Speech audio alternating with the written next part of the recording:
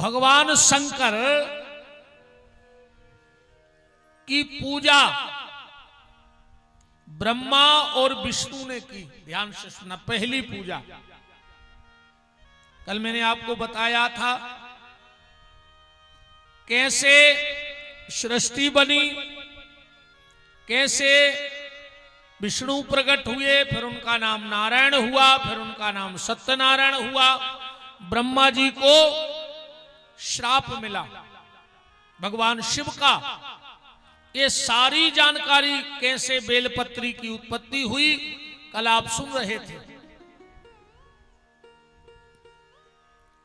अब सूत जी महाराज कह रहे हैं कि एक बात बताओ, आपने हमें बिल्व का महत्व सुनाया, अब आप हमें ये बताओ, कई लोग कहते हैं, ये भ्रांति है लोगों में आज, कई लोग कहते हैं कि शिव जी का चढ़ा हुआ जल पी लेना चाहिए, और कई लोग कहते हैं कि शिव पे चढ़ा हुआ जल नहीं पीना चाहिए। इसमें लोग फंसे हैं कि शिव का चढ़ा हुआ जल पिए कि न पिए। एक बात ध्यान से सुन लो,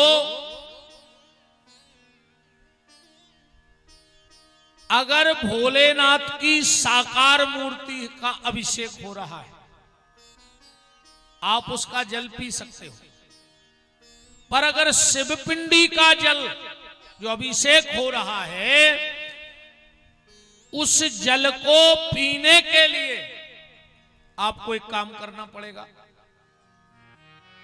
शिवजी पे चढ़ा हुआ जल अभिषेक का जो पात्र में भर जाए, अगर उसमें सालक राम जी का स्पर्श करा दिया जाए, सालक राम जी का पिंडी का अगर उसमें स्पर्श करा दिया जाए, तो वो जल पीने के लायक है। और कहते हैं जिसने शिव अभिषेक का जल, आइए महाराज दंडवत है, प्रणाम है, स्वीकार करें इस बालक का प्रणाम।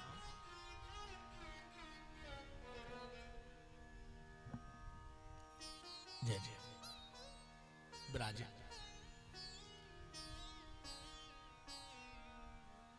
जिसने शिव अभिषेक का जल सालक राम जी को स्पर्श करके पान कर लिया, उसको संसार के किसी तीर्थ के जल पीने की अब आवश्यकता नहीं है।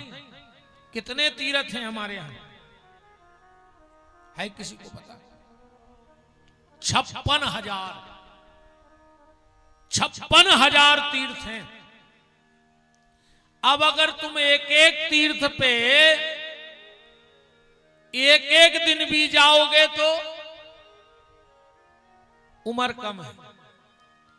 तो जहां भगवान भोलेनाथ का अभिषेक हो और उस जल में, और आप बिल्कुल श्लोक पढ़ लेना, सालक राम सालग्रामो भवेद लिंगे रस लिंगे तथा ध्वजः पाषाणे राजसते सुसत प्रतिष्ठते। अगर सालक राम जी का स्पर्श होकर जल पी लिया जाए तो आपने सारे तीर्थों के जल का पान कर लिया। और अगर सारे तीर्थों का स्नान करना है एक साथ, अभी बरसात में जब पानी गिरे, अभी जब पानी गिरे, आप बारिश में खड़े हो जाओ, पूर्व की तरह मुंह कर लेना, और अपने मुख में जब थोड़े से स्नान हो जाए तो एक तुलसी का पत्ता अपने मुंह में रख करके उस जल में खड़े होकर के जो 12 अक्षर मंत्र का जाप करता है, ओम नमो भगवते वासुदेवाय, तो उसको सारे तीर्थ के जल स्नान का फल प्राप्त हो जाता है। क्योंकि गंगा हो, गोदावरी हो, कावेरी हो, नर्मदा हो, सरयू हो, महेंद्रतना हो, ब्रह्मवर्ती हो, जितनी भी नदियां हैं वो आखिरी में कहां जाती हैं? सागर में जाती हैं कि नहीं जाती? और मेघ जल कहां से लाते हैं? सागर से लाते हैं कि नहीं लाते? पर सागर खारा है, देखो एक कहावत चलती है, आप लोग जबलपुर जिले वाले हो, पर कहावत हमारे जिले की चलती है पूरी दुनिया में। सागर से बड़ा होगा जबलपुर, पर कहावत तो हमारे सागर की चलेगी। हाँ महाराज जी, लोग कहते हैं संसार सागर है, किसी ने कहा कि संसार जबलपुर है, संसार दिल्ली है, बहुत बड़ी सिटी है। कहते हैं दिल्ली है दिल वालों की और मुंबई पैसे वालों की, पर हम सागर में हैं तो दुनिया लेती नाम हमारे जिले का है। अरे भैया संसार सागर है, किसी ने नहीं कहा कि संसार बंबई है, संसार ग्वालियर है, संसार अमेरिका है, संसार इंग्लैंड है। क्या कहते हैं? संसार सागर है। मतलब क्यों कहा जाता है कि संसार सागर है? सागर में अगम अथाह जल भरा है। भरा है कि नहीं भरा? पर वो किसी के काम का नहीं है। किसी की प्यास बुझा सकता है? बोलो। सागर दूर से देखने में अच्छा लगता है, पर वो किसी की प्यास नहीं बुझा सकता। इसलिए संसार से बस दूर से ही प्रीति करो, ये तुम्हें तृप्ति नहीं देगा। तृप्ति तो परमात्मा के चरणों में ही मिलेगी, और कहीं तृप्ति मिलने वाली नहीं है। संसार के देखो एक बात और आपको बता दें, जितने भी मंत्र हैं, संसार के जितने मंत्र हैं, वो किसी शंकराचार्य के बनाए हैं, वेदों के बनाए हैं, पुराणों के बनाए हैं, ज्ञानियों के बनाए हैं। पर संसार के 5 मंत्र, संसार के 5 मंत्र भगवान शिव के मुंह से प्रकट हुए हैं। इस कार्यक्रम की पावन शोभा को और पावन करने के लिए प्रज्ञा पीठाधीश्वर और इस कार्यक्रम की संयोजिका परम श्रद्धा आदरणीय पूज्या स्वामी श्री विभानंद जी महाराज का पावन पदार्पण हो रहा है। साथ में श्री महंत श्री पूज्य गजेंद्रपुरी जी महाराज कुंडलपुर और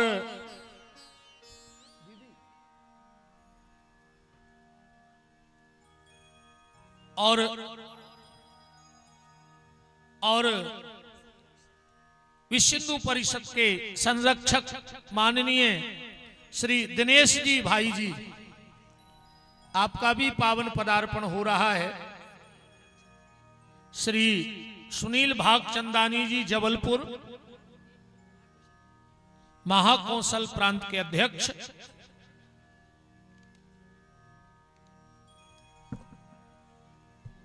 प्रभु जी विराजे।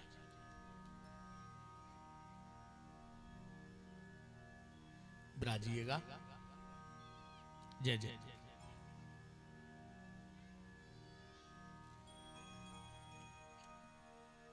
जय जय। विराजो प्रभु जी विराजो।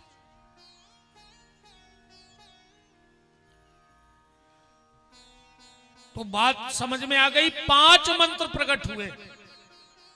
ये किसी शंकराचार्य, किसी विद्वान, किसी ज्ञानी ध्यानी के द्वारा बनाए नहीं हैं। ये 5 मंत्र भगवान शिव के मुंह से प्रकट हुए हैं। पहले मुंह से जो मंत्र प्रकट हुआ था वो था ओम। ओम की उत्पत्ति कहां से है? भगवान शिव के मुंह से। दूसरे मंत्र की जो उत्पत्ति हुई वो था 12 अक्षर मंत्र, ओम नमो भगवते वासुदेवाय। तीसरा मंत्र निकला नवार्ण, ओम एम ह्रीम क्लीम चामुंडाय विच्चय नमः। चौथे मुंह से जो मंत्र निकला वो था गायत्री मंत्र। अब गायत्री मंत्र बोलने का हमें अधिकार नहीं है व्यास गद्दी से। क्यों? क्योंकि गायत्री मंत्र का उच्चारण नहीं करना चाहिए, और बगैर शापोद्धार के गायत्री मंत्र बोलना नहीं चाहिए। जो विद्वान होंगे वो समझ रहे होंगे। गायत्री मंत्र के जितने साधक हैं, तो जप के पहले 24 मुद्राएं और जप के बाद 6 मुद्राएं और उसके बीच में सापोद्धार हो, फिर गायत्री बोलना चाहिए। और 5वां जो मंत्र निकला वो था राम। कौन सा मंत्र निकला? राम। ये राम नाम भगवान शिव के मुंह से प्रकट हुआ है। राम नाम का अर्थ जानते हैं? माननीय दिनेश भाई साहब जी बैठे, तो आपके हिसाब से हम अर्थ बताएं राम नाम का। राम में 2 शब्द हैं, रा और मां। तो राम का यही अर्थ होगा, रा माने राष्ट्र और मां माने मंगल। जो राष्ट्र का मंगल करेगा उसका नाम राम है। और जो राष्ट्रीय गीत है ये किसके लिए लिखा गया? किसके लिए लिखा गया था ये राष्ट्रीय गीत? नेताओं के लिए, मंत्रियों के लिए, बड़े बड़े बिजनेसमैनों के लिए? अगर उनके लिए लिखा जाता तो ऐसा लिखा जाता। फिर बोल दे, अब बोलेंगे, हम थोड़ी ना मानेंगे। डरने वाले तो हम है ही नहीं।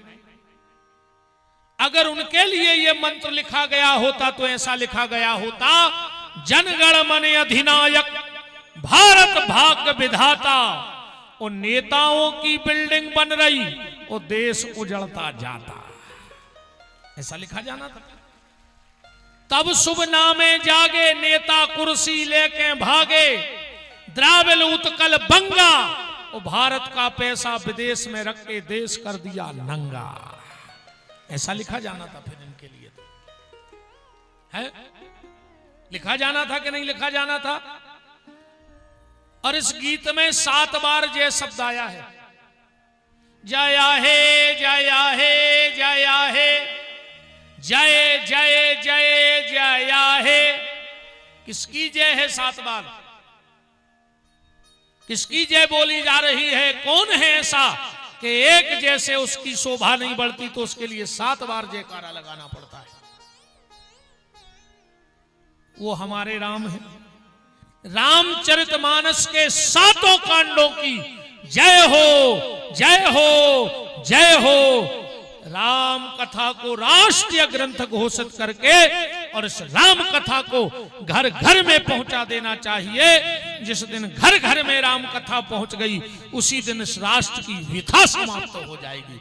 राम कथा को सुनना चाहिए, राम कथा को पढ़ना चाहिए।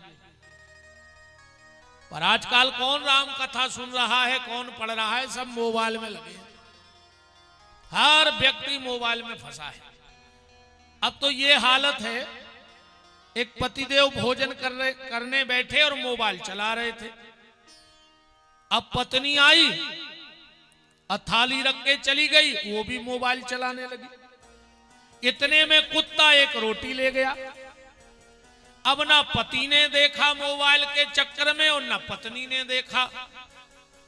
पति ने सोचा उसने एक ही पड़ोसी होगी और पत्नी ने सोचा दोनों खा गया। ये हालत आज की है। देखो, राष्ट्र की विथा को अगर समाप्त करना है तो राम कथा को जीवन में उतारना पड़ेगा और 4 सूत्र जीवन में जरूर लाना। मेरा निवेदन है, आप जितने लोग बैठे हो, ये 4 बातें अपने जीवन में लाना